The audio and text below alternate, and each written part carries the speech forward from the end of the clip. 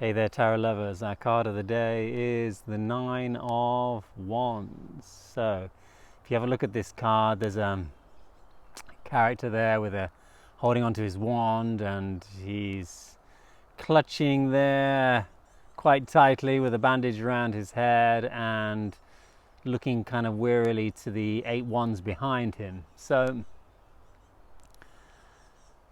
the nines in general are cards of initiation, and they prepare us and create the foundation for the full manifestation of the suit, which is in the 10 of each suit. And so this 9 seems like it's got a mixed message there. There's this very weary, untrustworthy dynamic where the guy is like, I'm not too sure about these other 8 wands going on behind there, because this card, and he's got this bandage around his head, because this card represents our woundedness and our need for healing. And this card speaks about past trauma that we may hold and our journey through trauma and through healing and through the pain and the hurt that we have experienced in the past, in order to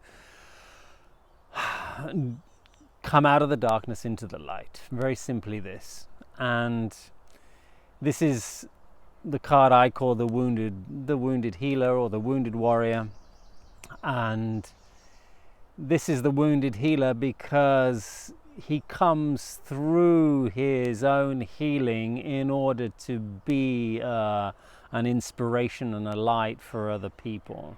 And so that he comes from a heart space, and he comes from a place of empathy instead of sympathy, and where he's actually feeling and understanding what people are going through, and he can then be this inspiration and be this this beacon of purpose and focus and direction for people, so that they can get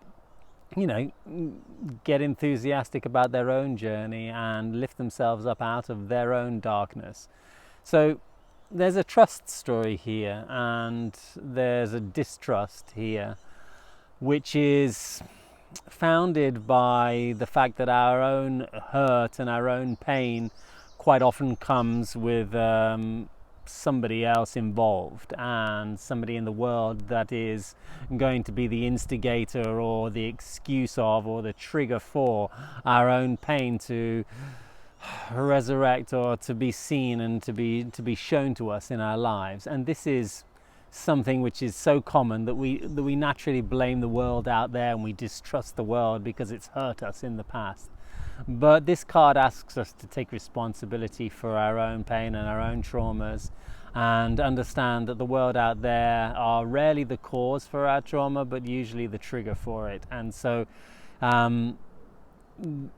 it's not a question of distrusting so much the world around us or other people, but distrusting our own ability to place boundaries where we need to be able to discern when to say no and when to say yes in our life, to be able to be clear about who and how and where to share ourselves with on an intimate level. Life is always going to ask us to open up and be, and share ourselves on a deeper level. And it's really what we want, to be able to feel connected to life and to other people around us. But we need to, through our own experience and maturity, understand when is a great time to do that, and when is a good time to say, no, it's time for me to be on my own. We may have made many bad decisions in the past as far as these type of boundaries are concerned. So it's about finding the courage to say, yes, I'm strong enough now, I'm mature enough now, I'm clued up enough now in order to know when to say yes, when to say no. I'm able to dive into my past traumas. I'm willing to own up and take responsibility for that, so that I can take my spiritual journey of healing into the next level. And this is the main message of this guy and this 9, and the wounded healer understanding that his wounds are definitely why he is the healer in the first place. Wish you all the greatest day and the most beautiful, light-filled and love-filled and courage-filled experiences, whatever might manifest for this day. Take care.